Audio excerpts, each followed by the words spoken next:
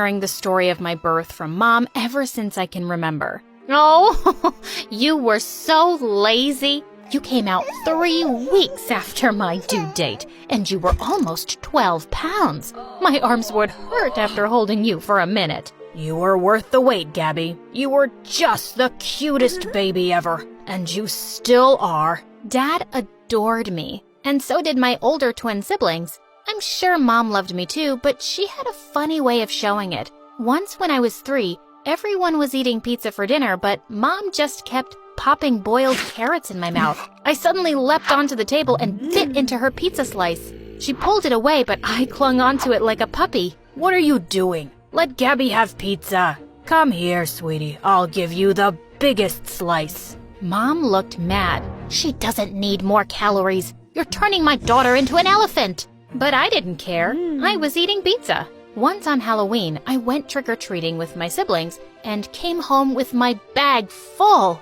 Everyone said I was so cute, and they gave me extra candy. But Mom snatched it from me. That's going to make you fat. Just give them to me and leave. I was really sad that she took it away, but Dad snuck me a few pieces every night. Growing up, Dad and I read lots of books together, and in the 1st grade, I started writing poetry. My teacher entered one of my poems in a school competition, and I won 2nd prize. Dad was so proud, he had it framed for his office. At Thanksgiving dinner, he asked me if I'd recite my poem for everyone, and I was happy to. As everyone clapped for me, grumpy Auntie Polly walked in. Good God, child. You look like you're about to burst out of your clothes. You've gotten so fat.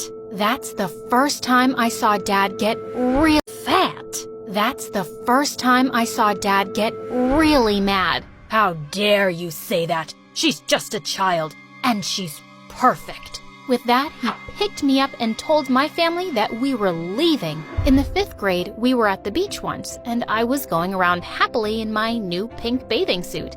I went over to some girls my age and asked if I could make sandcastles with them, but one of them rudely pushed me away. We don't play with fat girls. You're ugly. I burst into tears and ran off, and Dad was furious. I'm gonna tell those girls exactly what I think. Where are their parents? Oh, can you stop creating drama everywhere? I told you not to buy her that ridiculous bathing suit, and she does need to lose weight. Of course people will make fun of her. And that evening, Mom told me I was going on a diet. Your sibling's 16th birthday is coming up in a few months, and I'll buy you an amazing dress if you lose some weight. You'll feel so good about yourself. Later that night, I snuck downstairs to the kitchen and started stuffing my face with crisps and cookies. I had to eat as much as I could before starting Mom's stupid diet. Mom took me to the nutritionist's office the next day,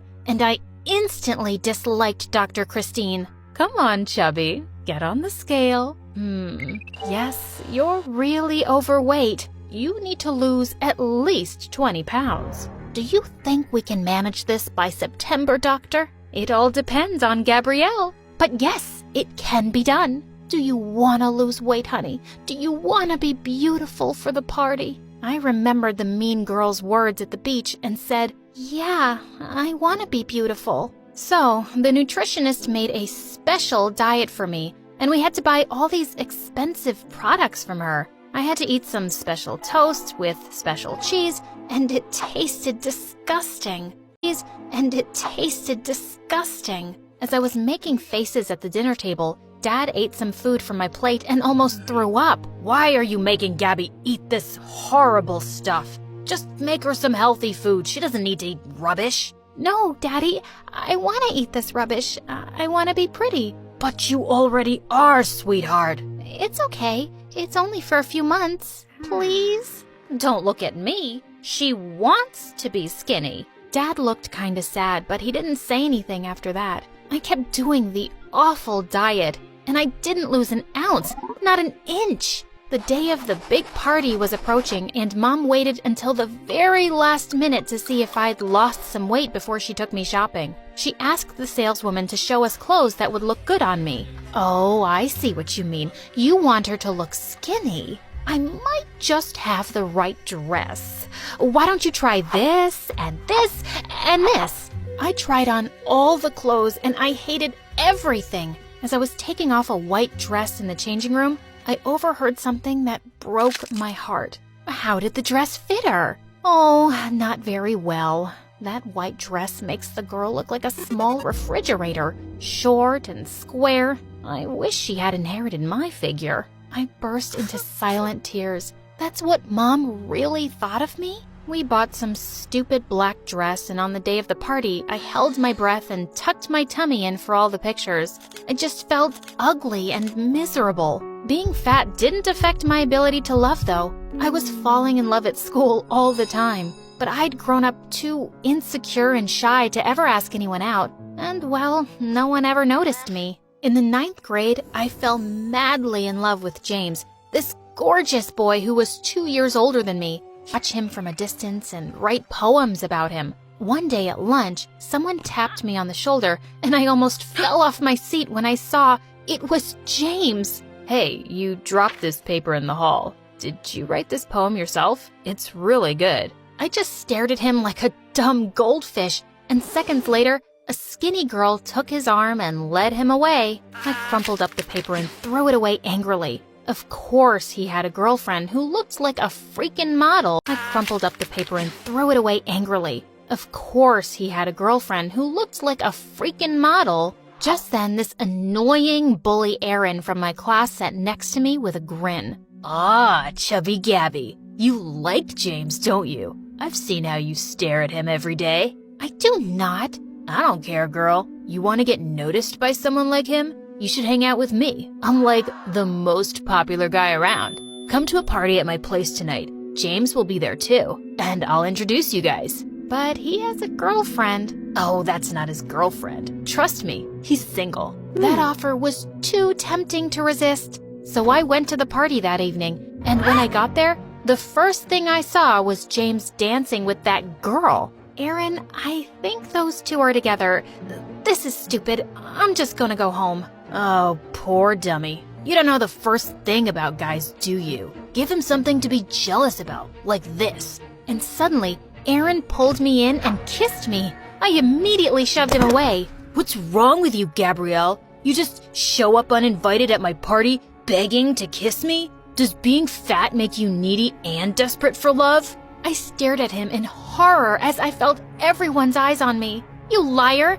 I'd rather kiss a monkey's butt. I gave him a hard slap and then I ran away from there. But since Aaron was a popular jerk, he made sure I became known as the fat, desperate girl, and my self-esteem hit rock bottom. Suddenly, I just lost my appetite and stopped eating. Dad was worried and kept asking me what was wrong, but Mom was delighted when I got skinny. Wow, Gabby, you look amazing. Want to go shopping? No, I'm good, thanks. But you're in those big clothes. Fat clothes, you mean? Why are you talking to me like that? What did I do to you? Nothing, Mom. You're just perfect. When I went off to college, I finally made some friends there. Suddenly, I fit in the clothes. I fit in with others. But then I discovered something. No one here cared about my looks. People were interested in my poetry and the things I had to say, not the way I was on the outside. For the first time, I felt I could breathe. I started relaxing, eating more, and having fun. When I went home for Christmas, I took my coat off and found Mom staring at me like a hawk. Gabby, did you gain weight? I don't know, Mom. I didn't check.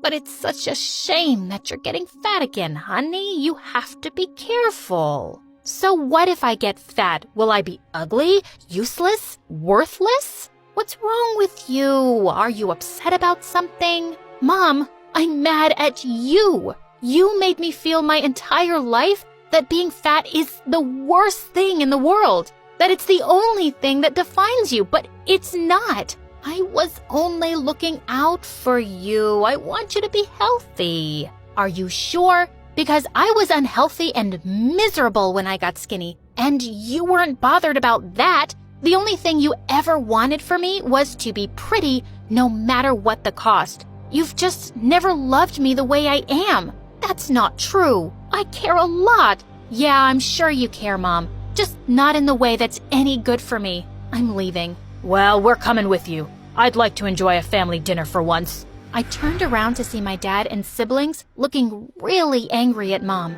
We all left without her, and we had an amazing Christmas dinner at a restaurant. As Dad dropped me off at college, he put his hands on my face and said, "I'm so proud of how smart and strong you are, and I'm glad you're realizing your own worth. You are and always will be perfect to me." Time passed and I gained and lost weight all the time. And even though my confidence was better, I still had a hard time believing that someone could love me just the way I was. But one day, someone tapped my shoulder at the supermarket. Hey, Gabrielle, right? Oh, yeah, hi.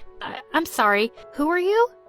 James from school, remember? I think I was your senior. I recognized you because you still have those beautiful eyes. Oh my God, it was James. The James. We went out for coffee the same day and talked for hours over chocolate cake. I even shared the poems I was writing for my first book. It was perfect, and soon after, we started dating. Slowly but surely, I was changing and fixing the damage. My mother still gives opinions about my body all the time, but she no longer affects me. I finally understood that her problem was about her own insecurities. Now I love myself just the way I am, when I'm skinny and when I'm fat. Also, I have this wonderful man next to me who isn't shallow at all. He knows how to love unconditionally. After so much suffering,